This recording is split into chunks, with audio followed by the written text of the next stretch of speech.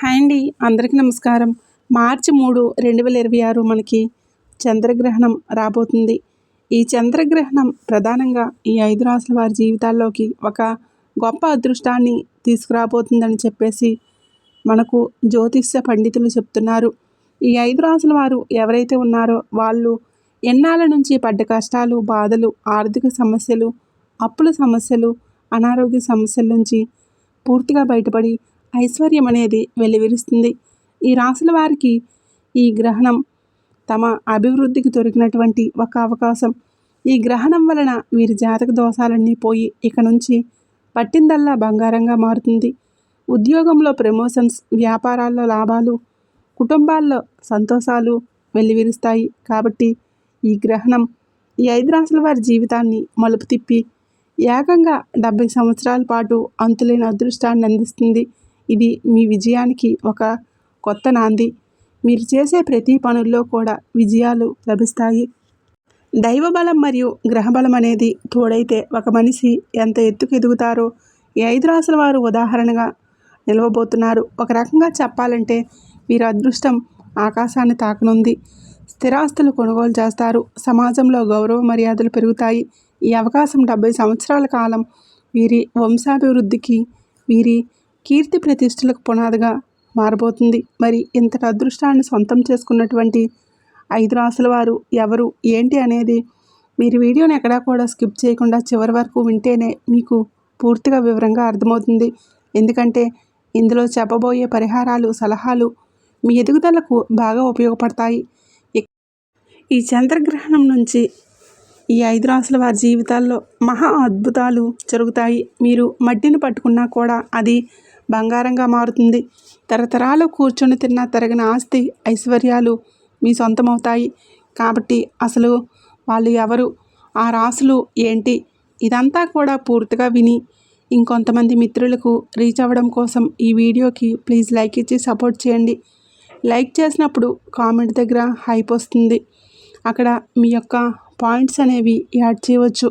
మార్చి 3, 2026న సంభవించే ఈ చంద్రగ్రహణం ఒక విలక్షణమైన గ్రహణం. ఇది పాల్గొన పూర్ణిమ అంటే హోలీ పూర్ణిమ నాడు సింహరాశి పుబ్బా నక్షత్రంలో సంభవిస్తుంది.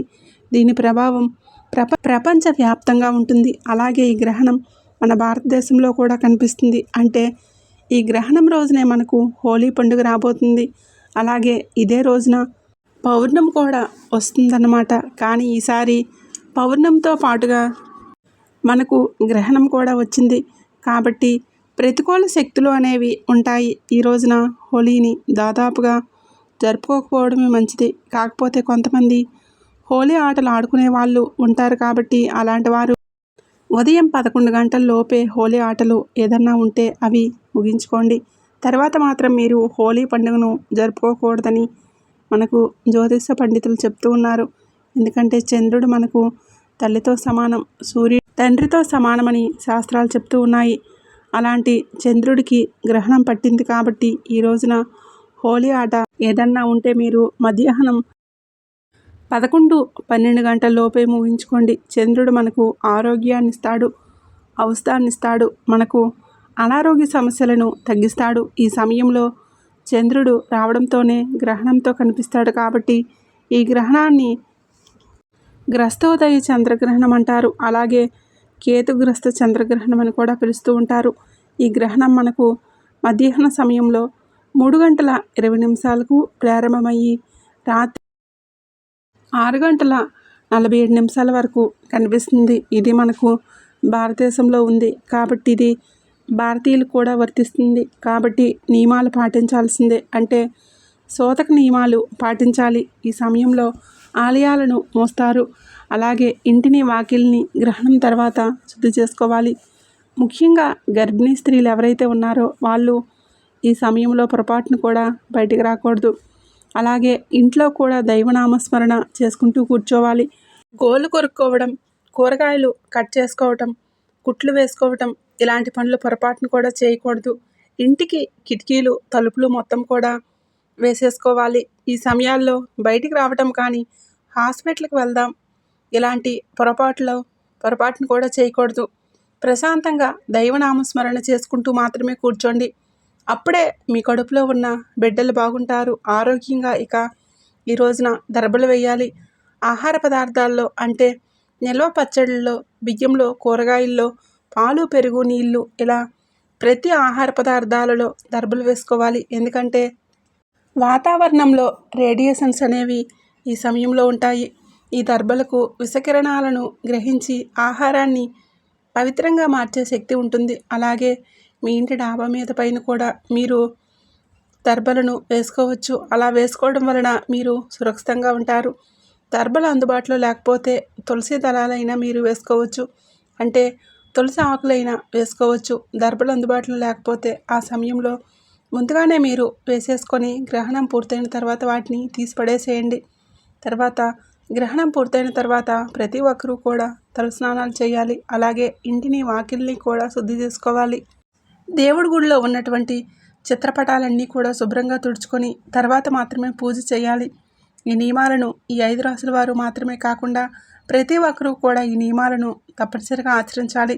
ఇక ఈ చంద్రగ్రహణం ఏ 5 రాసుల వారి జీవితాల్లోకి వెలుగులు తీసుకువస్తుందో, వారి జీవితంలో ఉన్నటువంటి చీకట్లను తరిమి కొడుతుందో, ఏకంగా 70 ఏళ్ళు తిరుగులేని అదృష్టాన్ని అందించబోతుందో, 5 రాసుల వారు ఎవరు ఏంటి అనేది ఇప్పుడు మనం క్లియర్గా చూసేద్దాం. మొట్టమొదటి అదృష్ట రాశి వచ్చేటప్పటికి వృశ్చిక రాశి. వృశ్చిక రాశి రాశిచక్రంలో 8వ రాశి. వీరి రాశికి అధిపతి కుజుడు. విశాఖ నక్షత్రం 4వ పాదం, అనురాధ నక్షత్రం 1, 2, 3, 4 పాదాలు, జ్యేష్ఠ నక్షత్రం 1, 2, 3, 4 పాదాల్లో జన్మించిన వారు వృశ్చిక రాశి పరిధిలోకి వస్తారు. ఈ చంద్రగ్రహణం ఈ వృశ్చిక రాశి వారి జీవితాల్లోకి ఏకంగా 70 సంవత్సరాల పాటు తిరుగులేని అదృష్టాన్ని, రాజయోగాన్ని తీసుకువస్తుంది. ఎందుకంటే దశమ స్థానంలో ఉంది కాబట్టి వీళ్ళదే పైచేయి అవుతుంది. ఉద్యోగ, వ్యాపార లాభాలు, స్థాన లాభాలు, ధన లాభాలు అన్నీ కలుగుతాయి. ఈ గ్రహణం వీరి జీవితాల్లో అపారమైనటువంటి మలుపు తిప్పబోతుంది. అలాగే వీరు పట్టుదల కలిగినటువంటి వ్యక్తులు. వీరు ఏదైనా ఒక పనిని అనుకుంటే ఆ పని పూర్తయ్యేదాకా నిద్రపోరు, ఎంతైనా శ్రమిస్తారు. అయితే ఎన్నాళ్ళు మీరు కష్టపడినప్పటికీ గ్రహాల వ్యతిరేకత వలన పనుల్లో అడ్డంకులు ఇలాంటివన్నీ కూడా ఏర్పడ్డాయి. కానీ ఈ ప్రతికూల శక్తులన్నీ పూర్తిగా తొలగిపోయి మీ మార్గం ఎప్పటి నుంచి సుగమం కాబోతుంది. ముఖ్యంగా రియల్ ఎస్టేట్ వాళ్ళు ఎవరైతే ఉన్నారో వాళ్లకు మంచిగా లాభాలు వస్తాయి. భూములకు సంబంధించినటువంటి వ్యాపారం చేసే వాళ్లకు ఇది ఒక సువర్ణ అవకాశం. ఎందుకంటే భూమి పుత్రుడైనటువంటి కుజుడు మీ రాశికి అధిపతి కావడంతో భూ సంబంధిత వ్యాపారాల్లో మీకు లాభాల వర్షం కురుస్తుంది. రావాల్సిన డబ్బు చేతికి అందుతుంది. కోర్టు కేసులు మీకు అనుకూలంగా మారుతాయి. సంతాన ఎదుగుదల మీకు మంచిగా సంతోషాన్ని కలిగిస్తుంది. మీకు సమాజంలో గౌరవ మర్యాదలు, పేరు ప్రతిష్టలు కలుగుతాయి. మీ మాటకు విలువ పెరుగుతుంది. ఇలా ప్రతిదీ కూడా మీకు అంతా కూడా అనుకూలంగా ఉంటుంది. అయితే అనుకూలంగా ఉంది కదా అని చెప్పేసి మీరు అహంకారం అనేది తెచ్చుకోవద్దు. కోపాన్ని, ఆవేశాన్ని పూర్తిగా తగ్గించుకోవాలి. అలాగే మొండితనం వద్దు. ఎవరైనా రెచ్చగొట్టినా కూడా మీరు రెచ్చిపోవద్దు. మీరు ఈ చిన్న చిన్న పరిహారాలు కూడా ఆచరించండి. ఈ పరిహారాలు మీ జాతకంలో ఉన్న కాస్తో కోస్తో దోషాలను కడిగేసి మీ అదృష్టాన్ని శాశ్వతంగా 70 ఏళ్ల పాటు నిలబడేలా చేస్తాయి.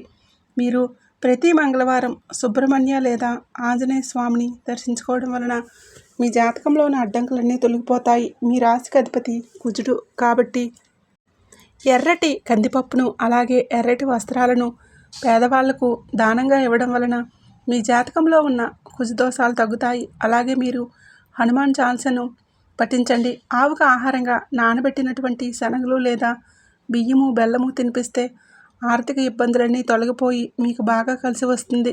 కాబట్టి మీ ఎదుగుదలకు ఈ పరిహారాలు ఎంతగానో ఉపయోగపడతాయి. కాబట్టి ఈ పరిహారాలను ఆచరించండి. ఇక రెండవ అదృష్ట రాశి తులారాశి. తులారాశి రాశిచక్రంలో 7వ రాశి. వీరి రాశికి అధిపతి శుక్రుడు.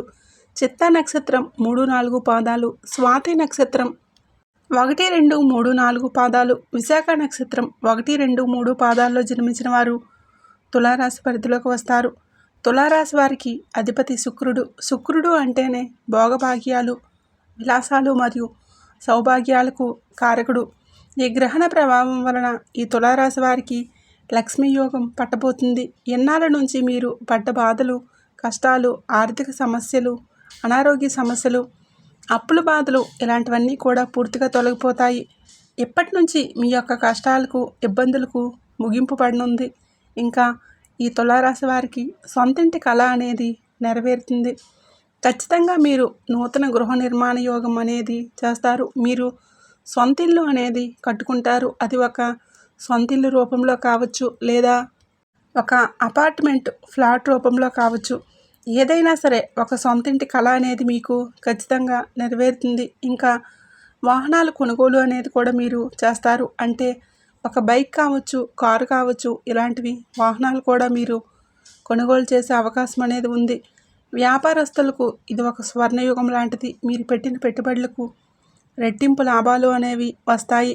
వ్యాపారస్తులకు మాత్రమే కాకుండా ఉద్యోగస్తులకు, అన్ని రంగాల్లో వారికి కూడా అంతర్జాతీయ స్థాయిలో గుర్తింపు లభిస్తుంది. ఉద్యోగస్తులకు ప్రమోషన్లు వస్తాయి. జీతాల పెరుగుదల అనేది ఉంటుంది. సమాజంలో గౌరవ మర్యాదలు పెరుగుతాయి.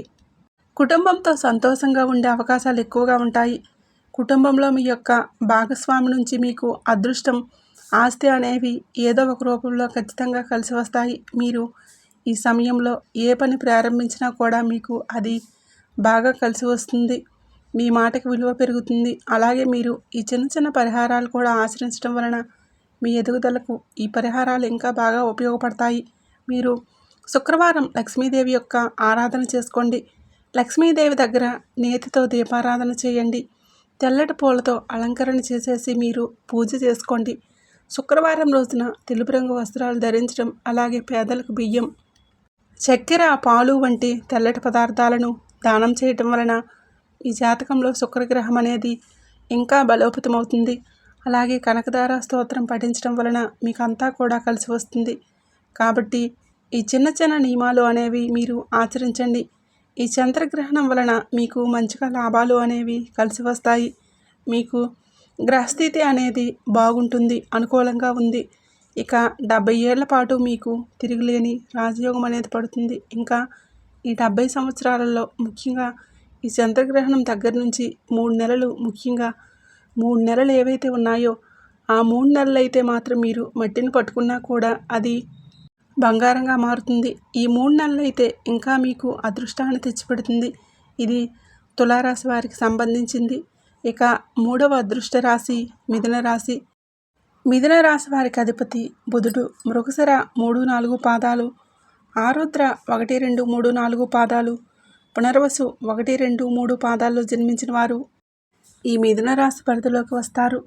మిథున రాశి వారికి చాలా చాలా బాగుంది. ఈ గ్రహణం దగ్గర నుంచి 3వ ఇంట్లో ఈ గ్రహణం జరుగుతుంది. కాబట్టి ధైర్యం, లక్ష్మీ యోగం, దూర ప్రయాణాలు, స్థానచలనం అన్నీ ఉంటాయి. వీరికి లగ్నంలో గురుగ్రహం పెరిగేసరికి వీళ్లకు బరువు బాధ్యతలు పెరిగి కాస్త బాధపడ్డారు. వీళ్ళేంటంటే చిన్న చిన్న దాన ధర్మాలు కనుక చేసినట్లయితే మీకున్నంతలో మీకు బాగా కలిసి వస్తుంది.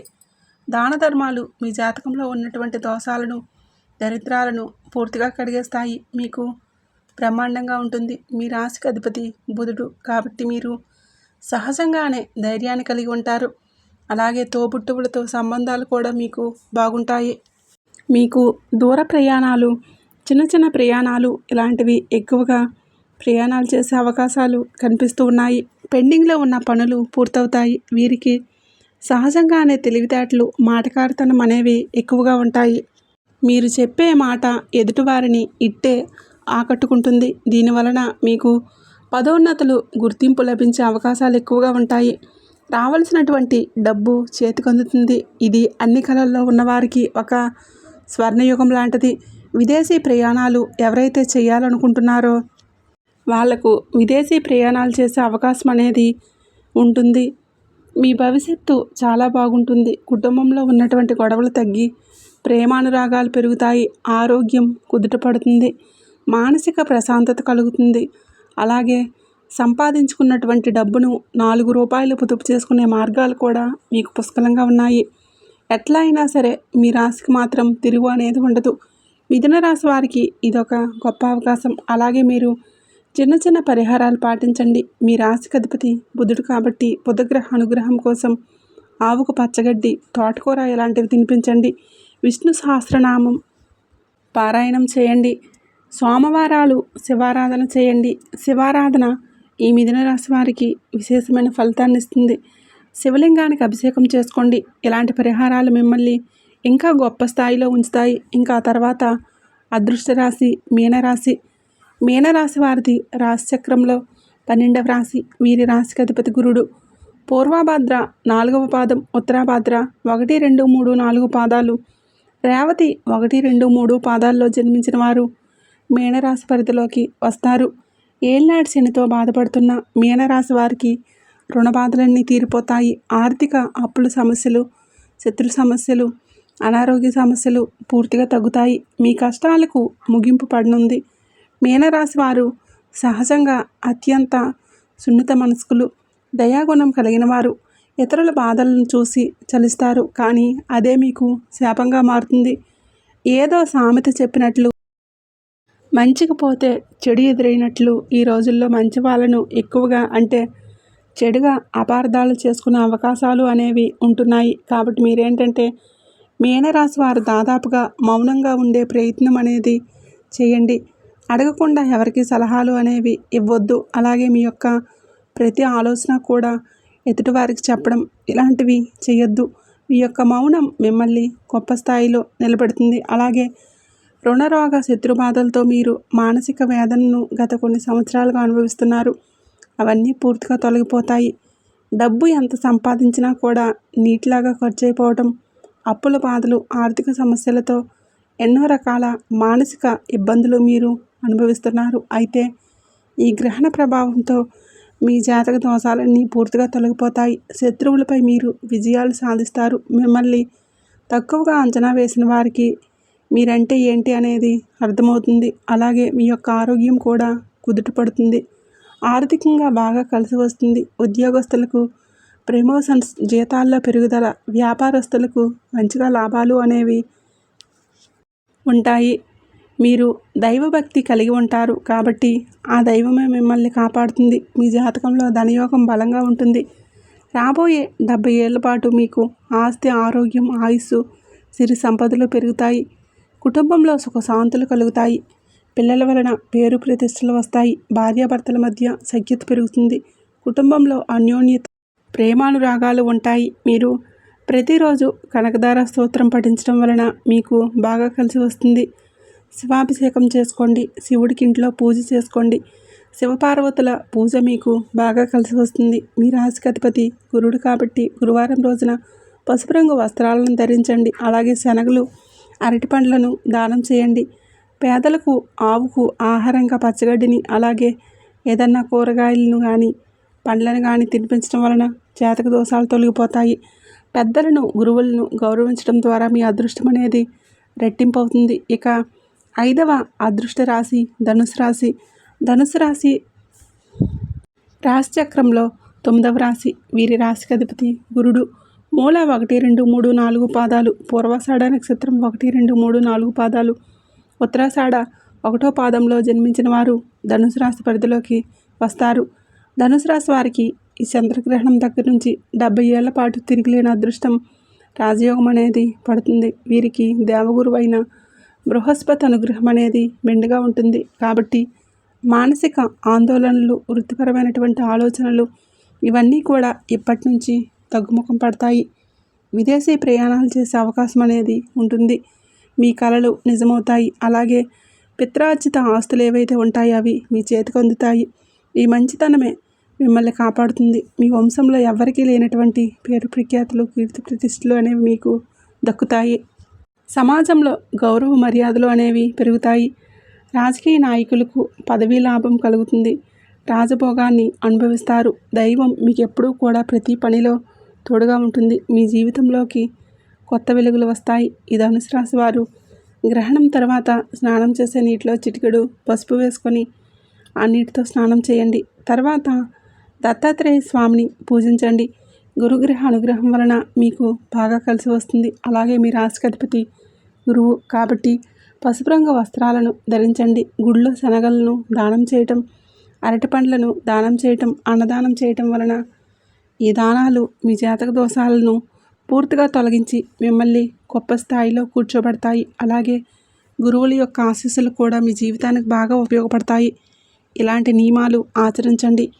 ఇలా ఈ చంద్రగ్రహణం ఈ 5 రాసుల వారి యొక్క జీవితాల్లోకి అద్భుతమైనటువంటి వెలుగులను తీసుకువస్తుంది. మీకు ఇప్పటి నుంచి ఏకంగా 70 సంవత్సరాల పాటు మీ అదృష్టాన్ని ఆపటం ఎవరి వలన కూడా కాదు.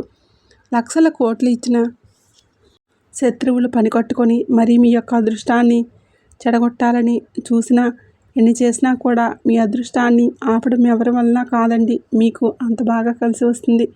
అలాగే వీటితో పాటుగా మీ యొక్క నీతి నిజాయితీలు, మీ కష్టపడే మనస్తత్వం ఇలాంటివన్నీ కూడా మిమ్మల్ని ఇంకా గొప్ప స్థాయిలో కూర్చోబెడతాయి. కాబట్టి ఇలాంటి నియమాలు అనేవి ఆచరించి మనం చెప్పిన ఈ పరిహారాలు పాటించండి. మీకైతే మాత్రం ఇక తిరుగు అనేది ఉండదు.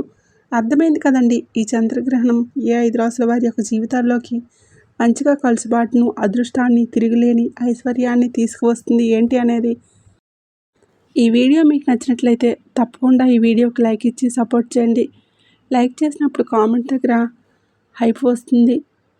అక్కడ మీ యొక్క పాయింట్స్ అనేవి యాడ్ చేయటం వలన ఈ వీడియో మరి కొంతమందికి రీచ్ అయ్యి వాళ్ళు కూడా తెలుసుకునే అవకాశం అనేది ఉంటుంది. అలాగే మన ఛానల్ని సబ్స్క్రైబ్ చేసుకొని పక్కనే ఉండే బెల్ ఐకాన్ని ప్రెస్ చేయండి. అలాగే జై సంతోషి మాత అని తప్పకుండా కామెంట్ అయితే చేయండి. ధన్యవాదములు.